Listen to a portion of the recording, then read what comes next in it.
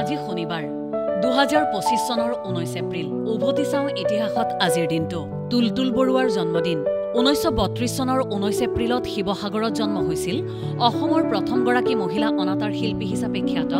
অসম লেখিকা সমাৰোহ অসম নাগৰিক সমাজ ইলোৰা বিজ্ঞান মঞ্চকে আদি কৰি বিভিন্ন অনুষ্ঠানৰ সৈতে জড়িত যশস্বী সাহিত্যিক সাংবাদিক আৰু নিবন্ধকাৰ গৰাকীৰ হৰিশংকৰ ব্ৰহ্মৰ জন্মদিন 1950 চনৰ 19 এপ্ৰিলত কোকৰাঝাৰ জিলাৰ গোসাইগাঁৱত জন্ম হৈছিল ভাৰতৰ মুখ্য নিৰ্বাচন আয়ুক্ত পদত অধিষ্ঠিত প্ৰথমজন অসমীয়া হিচাপে পৰিগণিত অন্ধ্ৰপ্ৰদেশ কেডাৰৰ ভাৰতীয় প্ৰশাসনীয় সেৱাৰ বিষয়াজনৰ মুকেশ আম্বানীৰ জন্মদিন 1957 চনৰ 19 এপ্ৰিলত ইয়েমেনত জন্ম হৈছিল 2024 চনত এছিয়াৰ সবাতোকৈ চহকী আৰু বিশ্বৰ নৱম স্থানৰ চহকী ব্যক্তি হিচাপে পৰিগণিত ৰিলায়েন্স ইণ্ডাষ্ট্ৰিজৰ অধ্যক্ষ আৰু পৰিচালন সঞ্চালক তথা প্ৰসিদ্ধ ভাৰতীয় উদ্যোগপতিগৰাকীৰ মাৰিয়া চাৰাপোভাৰ জন্মদিন 1987 চনৰ 19 এপ্ৰিলত সোভিয়েট ৰাছিয়াৰ ন্যাগানত জন্ম হৈছিল বিশ্ব ৰেংকিঙৰ শীৰ্ষৰ মহিলা টেনিছ খেলুৱৈ তথা একক শাখাত কেৰিয়াৰ গ্ৰেণ্ড শ্লেম লাভ কৰা 10 গৰাকী মহিলা খেলুৱৈৰ অন্যতম প্ৰাক্তন পেছাদাৰী টেনিছ খেলুৱৈগৰাকীৰ লৰ্ড বাইৰনৰ মৃত্যু 1824 চনৰ 19 এপ্ৰিলত বৰ্তমান গ্ৰীচৰ মিছলংঘিত মৃত্যু হৈছিল কাব্য ৰচনাৰ জৰিয়তে বুদ্ধিমত্তা আৱেগ আৰু দুঃসাহসিক ব্যক্তিত্বক প্ৰতিফলিত কৰা ব্ৰিটেইনৰ আগশাৰীৰ ৰোমান্টিক কবিগৰাকীৰ চাৰ্লছ ডাৰউইনৰ মৃত্যু 1882 চনৰ 19 এপ্ৰিলত 73 বছৰ বয়সত ইংলেণ্ডৰ কেণ্টাৰডাউন হাউচত মৃত্যু হৈছিল প্ৰাকৃতিক নিৰ্বাচনৰ দ্বাৰা বিৱৰ্তন তত্ত্বৰ বাবে খ্যাত মানৱ ইতিহাসৰ অন্যতম প্ৰভাৱশালী প্ৰকৃতিবিদ ভূতত্ত্ববিদ আৰু জীৱবিজ্ঞানীজনৰ পিয়েৰ কিউৰীৰ মৃত্যু 1906 চনৰ 19 এপ্ৰিলত 46 বছৰ বয়সত পেৰিছত মৃত্যু হৈছিল বিকিৰণ পৰিঘটনা সম্পৰ্কে অসাধাৰণ কৃতিত্বৰ স্বীকৃতি স্বৰূপে তেওঁৰ পত্নী মেৰী কিউৰী আৰু হেনৰী বেকেৰেলৰ সৈতে পদাৰ্থ বিজ্ঞানৰ নোবেল বঁটা লাভ কৰা প্ৰসিদ্ধ পদাৰ্থ বিজ্ঞানীজনৰ অক্টাভিও পাজৰ মৃত্যু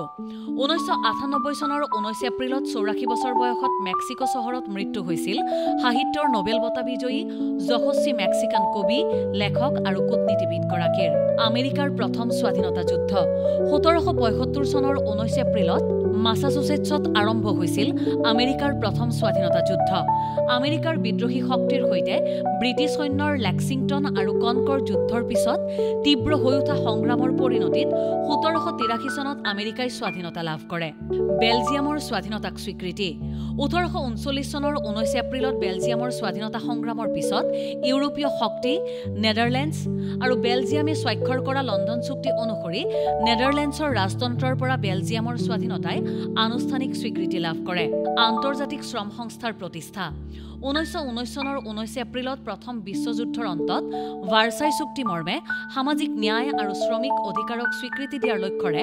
আন্তঃৰাষ্ট্ৰীয় শ্ৰমিক সংস্থা অৰ্থাৎ ILOৰ প্ৰতিষ্ঠা কৰা হৈছিল ম্যানমাৰৰ ৰাষ্ট্ৰসংঘত যোগদান 1948 চনৰ 19 এপ্ৰিলত ম্যানমাৰে আনুষ্ঠানিকভাৱে ৰাষ্ট্ৰসংঘত যোগদান কৰি 58 সংখ্যক সদস্য ৰাষ্ট্ৰ হিচাপে পৰিগণিত হয় ব্ৰিটিছ শাসনৰ পৰা স্বাধীনতা লাভৰ পিছত দেশখনে আন্তঃৰাষ্ট্ৰীয় সহযোগিতা আৰু শান্তিৰ প্ৰতি দায়বদ্ধতাৰে এই পদক্ষেপ গ্ৰহণ কৰিছিল কৃত্ৰিম উপগ্ৰহ আৰ্যভট্টৰ উৎক্ষেপন 1975 চনৰ 19 এপ্ৰিলত ভাৰতে মহাকাশলৈ প্ৰথমটো কৃত্ৰিম উপগ্ৰহ উৎক্ষেপ কৰিছিল ভাৰতীয় মহাকাশ গৱেষণা সংস্থাই জ্যোতিৰ্বিজ্ঞানী আৰ্যভট্টৰ নামেৰে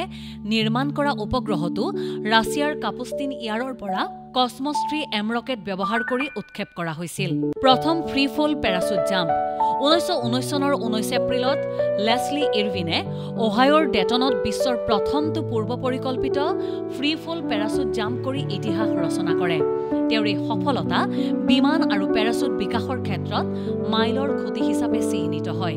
মঙ্গল গ্ৰহত প্ৰথম হেলিকপ্টাৰ উৰণ 2021 চনৰ 19 এপ্ৰিলত নাছাৰ ইঞ্জিনিউটি মাৰ্চ হেলিকপ্টাৰ আন গ্ৰহত উৰণ সম্পন্ন কৰা প্ৰথমখন বিমান হিচাপে পৰিগণিত হয় হেলিকপ্টাৰখনে